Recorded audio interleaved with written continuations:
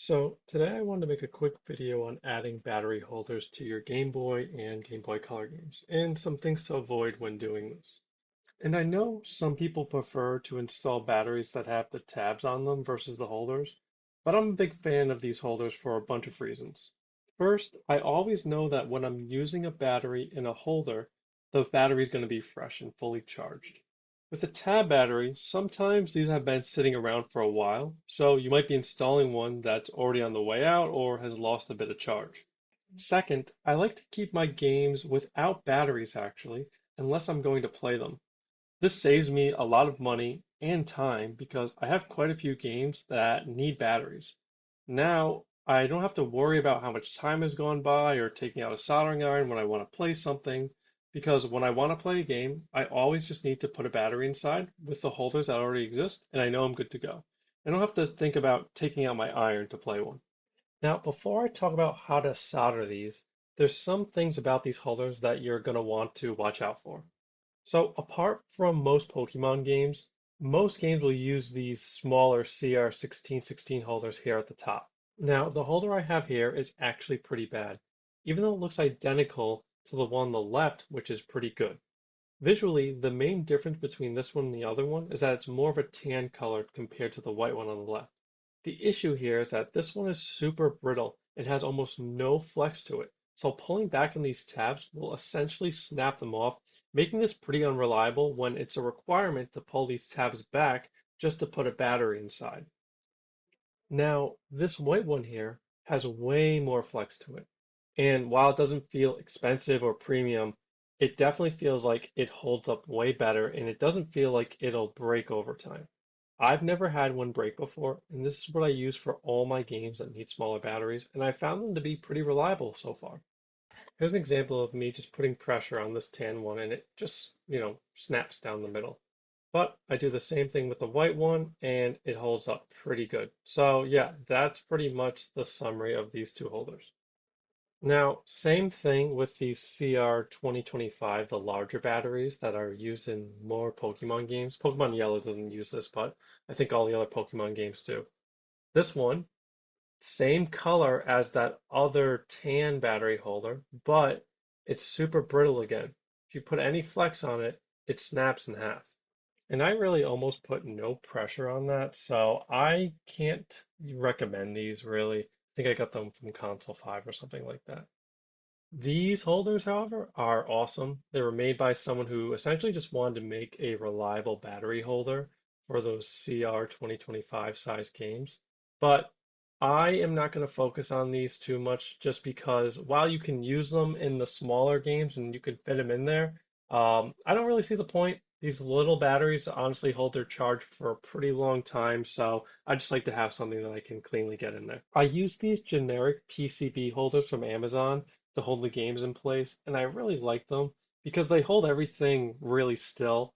So it's super easy to lift the battery off of it and get a good angle on it at the same time. So you'll see here, I just go with the tweezers on the side, and then I'll hold them and I'll put up a little bit of pressure, and then I'll just melt the solder on the joint. And you'll see here, I just put a little bit of pressure and it pulls right up. And then I'll go over to the opposite side, do the exact same thing, and boom, that was simple. Now, you'll see some people that just reuse the old solder. I personally don't like to do that. This happens to be a newer game. It was a release by LGR, so the solder's pretty new and the battery is pretty new and everything like that. But most games have like super old solder on them, and the joints are a little cold, and it's just not really recommended that you use solder that's old because it's pretty tough to get a nice clean joint from it. So what I do here is that I go in with some wick because there's usually not a lot of solder on these joints, and I just soak up the solder that's on these. And that's a little tedious, honestly. You just gotta rub it on there and it'll eventually come off. Just takes a couple tries. And then you'll just cut the edge of the wick off that you soaked up the solder with, and then you'll go on and do that to the other side until you get nice, clean, visible pads left. Now on these pads, I like to put just a little bit of that gel flux on them because it really does help the solder flow better on the pads and connect to the joints on this.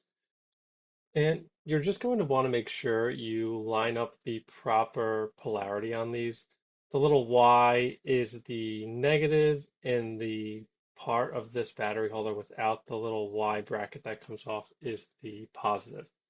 I put a little piece of tape on here just to keep it steady. Makes it a lot easier when you're soldering that you don't have to worry about it moving around. And I got a little piece of dog hair on that, so I will just take that off now. And yeah, I think this all really helps everything just stay in place here.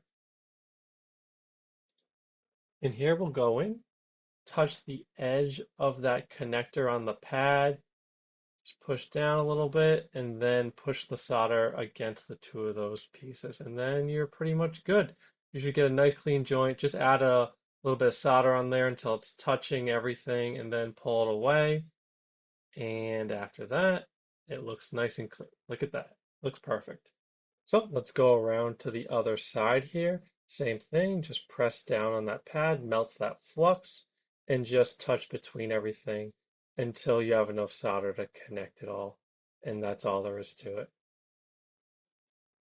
And then at the end here, you're just going to want to go in with a Q-tip that has a bit of alcohol on it and touch around the pads just to get the flux that you had put on there earlier off, because you don't really want to leave that on the circuit board. I missed a little bit at the top here, I think, but I get that after. And then as you can see here, we have our pretty much finished product. Looks pretty good. I mean, I could have had it a little bit more straight, and there's just a bit of flux on there that you might have saw, but yeah, looks all right. Now at the end here, I'm just going to pop this battery in, and I actually didn't put enough pressure to put the battery in, because if you notice in that top left tab, it's not over the top of it, but just check both, and we should just get something around 3. This isn't a fresh battery, but it's just enough to make sure there's conductivity. It looks good, so we're all set. Now, here's everything all installed, and this is what it looks like. And that's it. That's what you should be left with. This is how I've done plenty of my games, and they've all come out really great. And the last thing here is just taking that battery out. It's very simple. Just pull back on these two tabs in the back, and it should just kind of naturally pop out, and then you're good to go.